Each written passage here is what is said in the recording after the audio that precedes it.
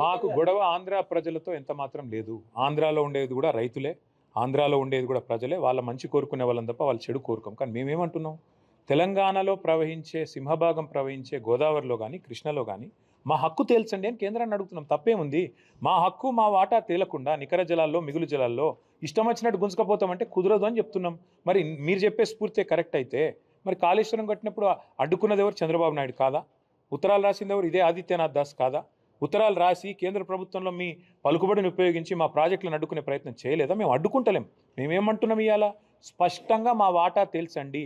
రేవంత్ రెడ్డి అబ్బసొత్తు తాత జాగీర్ కాదు గోదావరి నీళ్లు. రేవంత్ రెడ్డి ఇష్టం వచ్చినట్టు సంతర్పణ చేస్తానంటే తెలంగాణ ప్రజలు ఊకోరు. నెల రోజుల్లో కమిటీ వేస్తా. ఎవరిని అడిగేస్తున్నావు కమిటీ? ఎవరిని అడిగేసినావు కమిటీ? నువ్వు చంద్రబాబు చెప్పగానే కమిటీ వేస్తావు. కమిటీ 30 రోజుల రిపోర్ట్ ఇస్తుంది. కమిటీ ఇచ్చే రిపోర్ట్ ఫైనల్ అంటావా? ఎవరికి ఫైనల్? నీకు ఫైనల్ కావచ్చు. తెలంగాణ ప్రజలకు, తెలంగాణ రైతులకు ఎట్లా ఫైనల్ అవుతుంది? నీకు అంతగానం ఉంటే నీ ఇంటి నీ ఇల్లు అమ్మి చంద్రబాబుకు విగ్రహం కట్టు, మేము వద్దంటలేం. కానీ నువ్వు చేస్తున్నది ఏంది? తెలంగాణ ప్రయోజనాలు శాశ్వతంగా మరి నేను చంద్రబాబుకు దారాదత్తం చేస్తానంటే మేము ఆంధ్ర ప్రజలకు వ్యతిరేకం కాదు, ఆంధ్ర రైతాంగానికి వ్యతిరేకం కాదు.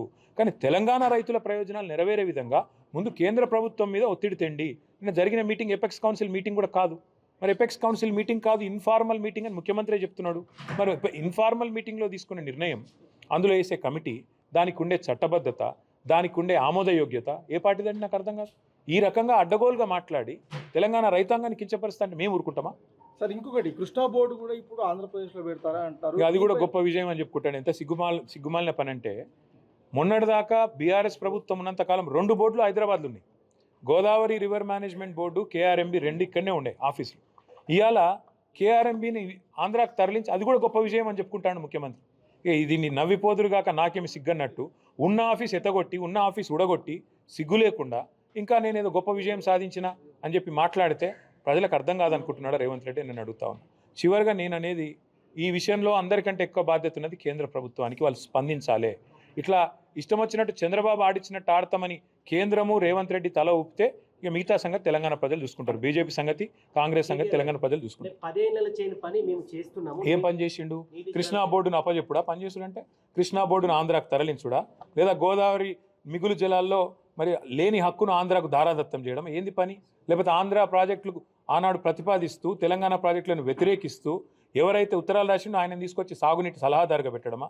లేదా కేసీఆర్ గారు బ్రహ్మాండంగా తెలంగాణలో ఒక సంక్షేమ వాతావరణం తీసుకొస్తే, పండుగలాగా వ్యవసాయాన్ని చేస్తే, వరిధాన్యం ఉత్పత్తిలో భారతదేశంలో నెంబర్ 1 చేస్తే, ఇలా కేసీఆర్ మీద కోపంతో కన్నెపల్లి మోటార్లు ఆన్ చేయకుండా మిడ్ మానేర్ నిండబెట్టి మొత్తం రాష్ట్రంలో పంటలన్నీ ఎండుతుంటే, ఇవాళ కరువు వాతావరణం ఉంటే, కిందికెళ్ళి నీళ్లు లక్షల క్యూసెక్ల నీళ్లు కిందికి పోతుంటే గుడ్లప్పగిచ్చి చూడడమా తెలంగాణ సాగునీటి రంగంలో ఆయన సాధించిన విజయం?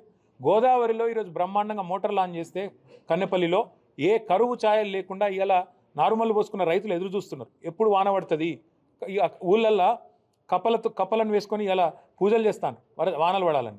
అట్లాంటి పరిస్థితుల్లో రాష్ట్రం ఉంటే, రాష్ట్ర రైతాంగం ఉంటే, సోయిలేనోడు ముఖ్యమంత్రి, జై తెలంగాణ అని ముఖ్యమంత్రి తెలంగాణ నీళ్లను దారాదత్తం చేస్తుంటే బీఆర్ఎస్ ఊకుంటుందా? ఖచ్చితంగా కొట్లాడతాం, గొంతు విప్పి పోరాడతాం, చివరిదాకా తెగించి కొట్లాడతాం. మేమే జవాబెడతామని కాంగ్రెస్ వల్ల మేమే జవాబెడతామంటున్నాం. మీరు మాత్రం రెచ్చగొట్టిన ప్రజలని చెప్పి నిన్న రేవంత్ రెడ్డి చెప్పారు. హక్కుల గురించి మేము ప్రశ్నిస్తే రెచ్చగొట్టడం అవుతుందా? గోదావరి నీళ్లలో మిగులు జలాల్లో తెలంగాణ వాటా ఎంత? తెలంగాణ ప్రభుత్వం అడిగింది ఎంత? నిన్నటి మీటింగ్లో కేంద్ర ప్రభుత్వం చెప్పింది ఏంది? ఏది తేలకుండానే 30 రోజుల్లో కమిటీ వేస్తా, కమిటీ రిపోర్ట్ ఇచ్చి తెలంగాణ ప్రాజెక్టులేమో దశాబ్దాల పాటు, 1 కాదు 2 కాదు, దశాబ్దాల పాటు అంతర్రాష్ట్ర వివాదాల పేరిట ఇంతకుముందు సోదరుడు చెప్పిన ఇచ్చంపల్లి కానీ, దేవాదుల కానీ, ఇంకా తొమ్మిడిగట్టి కానీ, ఇంకోటి కానీ, ఇవన్నీ కూడా అంతర్రాష్ట్ర వివాదాల పేరిట దశాబ్దాలు నలిగినా రేవంత్ రెడ్డి కాంగ్రెస్కి చీమగొట్టినట్టు అనిపించేది.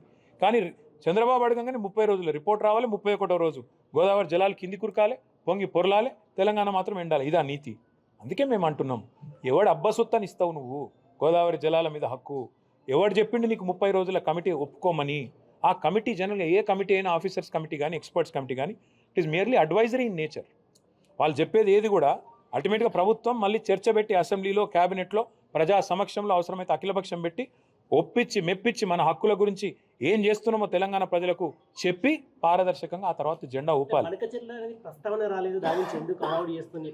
సిగ్గు శరం ఉంటే రేవంత్ రెడ్డికి, ఏమన్నా సిగ్గు ఇజ్జత్ మానం ఉంటే, నిన్న ఏమన్నాడండి ఆంధ్ర ఇరిగేషన్ మినిస్టర్ రామానాయుడు గారు అనుకుంటా ఆయన పేరు, బయటకు వచ్చి ఏం చెప్పిండు? ఇలా ఆంధ్రప్రదేశ్ ఎడిషన్లో పేపర్లు ఏం రాసినాయి? చంద్రబాబు నాయుడు గారు ఏం చెప్పారు? సాక్షి తీయండి, ఈనాడు తీయండి, ఆంధ్రజ్యోతి తీయండి, ఆంధ్ర ఎడిషన్ చూడండి, స్పష్టంగా చెప్పింది చంద్రబాబు నాయుడు గారు. మీటింగ్ పెట్టిందే బనకచెర్ల కోసం. ఎజెండా నెంబర్ 1 బనకచెర్ల కాదంటాడా రేవంత్ రెడ్డి? అజెండా ఐటమ్ చూపెట్టమంటారా? ఇప్పుడు నెంబర్ 1 ఐటమే బనకచెర్ల. లేదని బుకాయించడం ముఖ్యమంత్రికి తగునా? నిమ్మల రామానాయుడు గారు బయటకు వచ్చి చెప్పినారు, ఆంధ్ర ఇరిగేషన్ మంత్రి గారు, మేము అడిగినాం బనకచెర్ల గురించి, రేవంత్ రెడ్డి ఒప్పుకున్నాడు, కమిటీ వేసినాం, 30 రోజులు ఓడిచిపోతుంది, 31వ రోజు మా శిష్యుడే కాబట్టి ఆడిచ్చినట్టు ఆడతాడు, ఆయన జుట్టు మా చేతులుంది, ఓటుకు నోటు కేసు ఇంకా ఉన్నది, కాబట్టి ఏమన్నా చేస్తాం అని ఫుట్బాల్ ఆడుతున్నారు.